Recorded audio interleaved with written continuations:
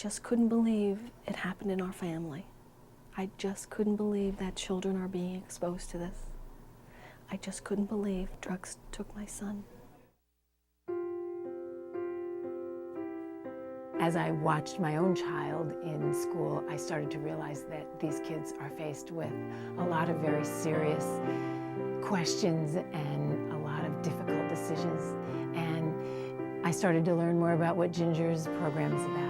And I went and heard her speak. And it's very powerful the first time you hear it as a parent. Ginger makes it her personal story. I think she gives insight to parents and young people as to what it's like to lose a child due to substance abuse. You'd be fooling yourself if you're saying nothing's going on. These kids, with the problems that there are now, I'm glad I'm up there in age, because the problems that they have now are tremendous. And they're using drugs, they're doing this, having parties. And when a kid tells a parent that they're staying over someone's house, you better check it. You better check it, because they're doing all kind of things. Let's keep programs like this going, because they mean so much. Ian graduated from Norwalk High School. He sat in the same seats you are sitting in. He played on the lacrosse team. He was the third highest scorer on the lacrosse team. He had a lot of athletic ability. When he was at Nathan Hale, he played soccer and he was the captain of his soccer team. And he used to run road races with me when he was young. Ian died September 10th, 1996 in his sleep of a heroin overdose, and this is why I'm here. I'm here to discuss with you and possibly cry with you, but most of all to share my feelings about this horrific disease. Yes, addiction is a disease, and I clearly understand it now. While he was alive, it wasn't as clear, and that is the nature of this disease. It is called denial. I wanted very much to share my story with you because I know it's important for you, for me, and Ian, and I care about each and every one of you. Occasionally, I'm going to refer to my journal that I have written that describes my innermost feelings. When I was your age, I used to write in a journal. I realized that things inside me were stuck, and when I wrote in a journal, they would come out, feelings that I didn't even know existed. So it's a very good tool for healing, and I'll share some of those things with you. But now I'd like to talk to you a little bit about Ian. Ian was a beautiful child, and he developed into a handsome young man. He was bright and very sensitive. His friends said he was a very deep and caring person. He was and is my champion. In the semester before he died, he received honors from the university. In high school, as I said, he played lacrosse. He was one of the fastest runners I've ever seen. He had so much athletic ability. He was truly loved by his friends. His 5th grade teacher told me that he was so loved, especially by the girls. She said she would have to separate the girls from him. They just wouldn't leave him alone. He had that charisma even at that early age. I think every young woman at the funeral told me that she loved Ian, and every young man who could say he loved Ian did so. He won the hearts of so many, and it was very evident at the funeral. I'd like to discuss some information that was given to me before he died, but some of the information was given to me after his death. You see, part of this disease is deception. And yes, Ian was very good at deceiving. It's part of this disease. Drugs make you crazy. They change your life forever. They make you do things that you normally wouldn't do. And Ian made that choice to take drugs. Now I'm going to start with the freshman year in high school. And when I talk about drugs, I include alcohol and other drugs. Alcohol is a drug. Freshman year, I received a phone call from the police station. The officer said, "Mrs. Katz, I'd like you to come down to the police station. I have your son here." I found him in a car with 2 other boys at Cranberry Park, and they were smoking marijuana, so please come down. And when I arrived down to the police station, Ian was sitting there, and he was very embarrassed. And the officer was talking to him, and after a while, he said, "You know what, Ian? You can go home. But if I ever find you in this town with alcohol or any other drug, I'm going to arrest you, so go home." Now, a lieutenant who had seen my presentation after Ian died said the officer enabled him. He allowed the behavior to continue without a consequence. When your parents give you rules, they're trying to prevent you from getting hurt. And sometimes it's difficult, and sometimes there are arguments, but they're trying to follow up and trying not to enable you, not to allow a behavior to continue that wouldn't be good for you.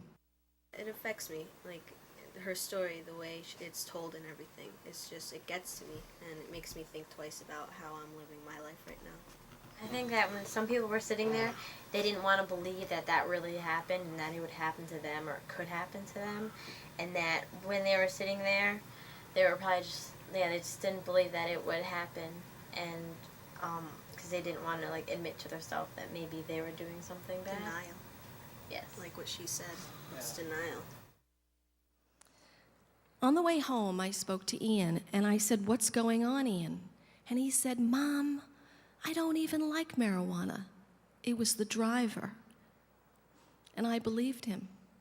And that's called denial on my part and denial on Ian's part. It's all part of this disease. Parents want to believe their children. Why shouldn't they? They trust you, and they believe what you say. But it was a red flag for me. In a sophomore year, I noticed a behavior change. His grades were dropping. He was a good student. His grades were dropping. It was hard for him to get up in the morning. You can ask Mr. Amos. It was a challenge. And I also noticed his attitude was changing. He was arguing, and he was angry. So I took him to the doctors to get him a physical. But I forgot to ask the doctor to take a urine specimen for a drug test. So when I arrived home, I called the doctor and I said, "I meant to ask you for a drug test for Ian." And he said, "Oh, Mrs. Katz, I don't see that." I said, "I know, it could just be adolescent behavior. Maybe something's bothering him that he needs to talk about, maybe even go to a counselor about. But I just want to be sure." So he said, "Get his morning urine and bring it up tomorrow." So that day I said to Ian, as a follow-up to the exam, the doctor would like a urine specimen. He said, "Okay, Mom." So the next day came, and he came out of the bathroom, and I said, "Can I have the specimen?" And he said, "No." And I said, "Ian, why won't you give me a urine?" And he said, "Tomorrow, Mom, tomorrow. I'll give it to you tomorrow." And I said, "Okay." So the next day, he came out of the bathroom and he gave me his urine. And all I did was look him in the eye, and I knew it wasn't his. Now, I didn't know anything about switching urines. I was not up to speed with this. But I knew his eyes weren't truthful. And I knew what I was going to do. I didn't say anything. He went off to school, and I called the doctor. And I said, "I'd like my son to have a urine test on the spot because he switched his urine." And he said, "Oh, please, Mrs. Katz." He didn't believe me. He didn't think Ian could do this. I said, "Yes, I think he did, and I would like him to come up this afternoon if possible." And he said, "All right, bring him up at 1 o'clock. Well, I had the morning urine tested and the afternoon tested. Can anybody tell me what the results of that test was? Don't be shy. The morning urine was negative and the afternoon was positive. It was indeed switched. Tested positive for marijuana. Marijuana. Marijuana is probably very, very underestimated, but you can't tell me it isn't a significant drug. Marijuana and alcohol and tobacco in junior year, before he reached this school, Ian started to use. Statistics say when an adolescent before the age of 15 starts using drugs, such as alcohol, marijuana, by the time they're 18, 80% of children, 80% of kids will use cocaine. It's a gateway drug, and nobody can tell me that it isn't insignificant. Many times it's laced with PCP, which is the most dangerous drug on the market. Many times it could be laced with heroin, cocaine. The dealers are trying to get you kids hooked on stronger drugs because this is a business. This is a business, and the dealers are very clever. So they lace marijuana. Even if it isn't laced, it's 50 times at least stronger than it was in the 60s when some parents were using. And that's why sometimes parents underestimate it too. It's a very significant drug, and I don't underestimate it because that's what Ian started with. So in his sophomore year, he went into counseling, and he had to have frequent urine tests. And after 3 months, his urine was clean and his attitude changed. Remember what I described? His grades dropped, he was angry, his attitude changed, he couldn't get up in the morning. That was marijuana.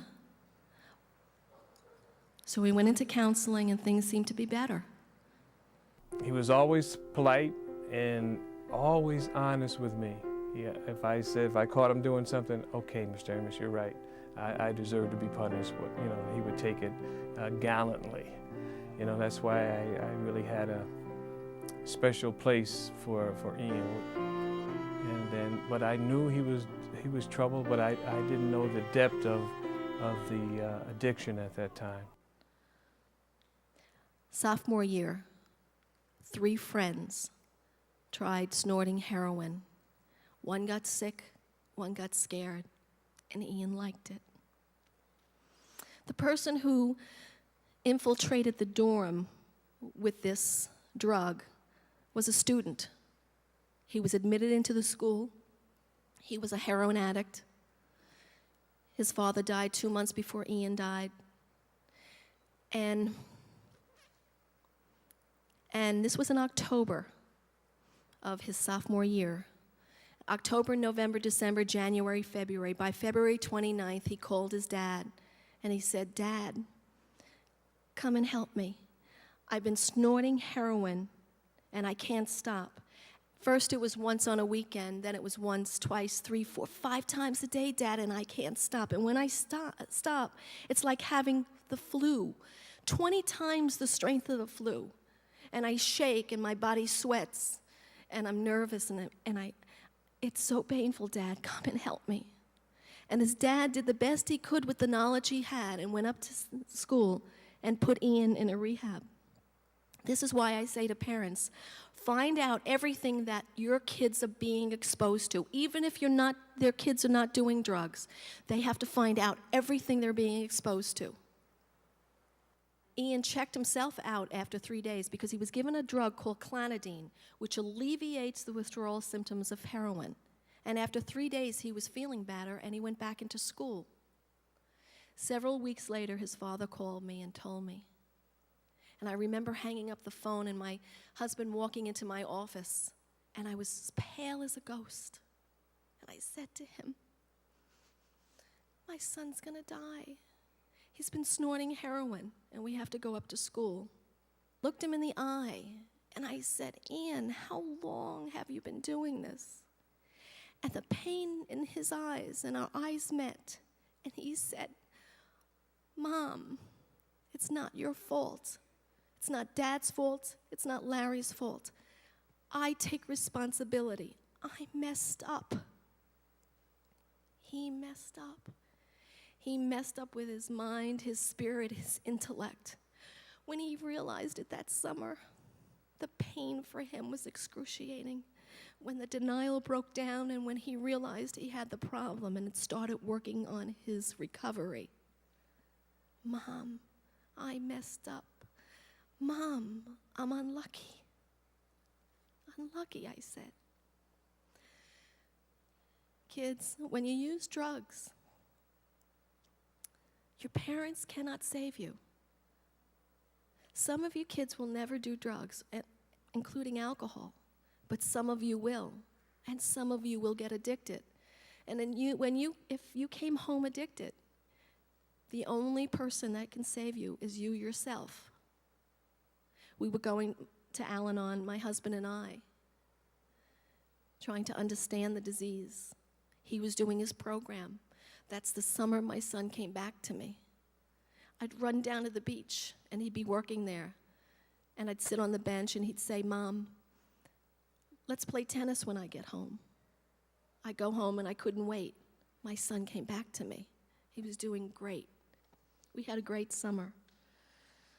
I'd like to just say, when Ian was first doing heroin, his friend went up to visit him in school, and she was a real good friend. They played soccer together in Nathan Hale, and in high school they were girlfriend and boyfriend. But they were such close friends they couldn't be boyfriend and girlfriend, so they were just friends. And she was visiting him in October when he first started using heroin, and she didn't know about it. And he was very distraught, and he said to her, and I want you to know 1 in 9 kids have access to guns in this country, and God knows where he had a gun. But guns and violence and drugs go together. And he's in college, and he's there with his friend. He said, I may as well do it right now because it's going to happen sooner or later. And his friend called his dad a couple of times and just let it go. Now his friend had to be carried into the funeral parlor by 3 people. So when I talk to you guys and you hear a call for help or you see a friend in trouble, have the courage to speak. That's why I named my program The Courage to Speak, because I've seen a lot of silence around the disease. I said to him, Ian, when you were little, did anybody ever touch you wrong? And he said, oh no, Mom. 3 days after Ian died, 2 separate friends came to me and told me that Ian told them that he was sexually abused by a babysitter. Ian kept it in. He kept in all that pain. And this is where I say, this is the biggest part of my message today. Get 3 to 5 adults in your lives that you could say anything to. Get your pain out. We all have pain. It's how we process that pain. And getting it out and talking about it, journaling, speaking to an adult. It's good to talk to friends. But 3 to 5 adults. Adults have life experience. The night before he died, he said, I'm sorry, Mom. He realized he relapsed, and after 3.5 months, he knew it hurt me so, and that I was so scared for him. We were going to see a physician who would be instrumental in getting him in a program in the morning. He probably thought one more time. He just couldn't figure it out, and he didn't have a second chance. Get 3 to 5 people in your life that you can say anything to. Get your pain out. Process it. Otherwise, risky behaviors come out. If you see a friend in trouble, tell someone. Even though this was an accidental overdose, Ian was very destructive with his life. If you see friends, tell someone close to you. Tell an adult. It's important. And have the courage to speak.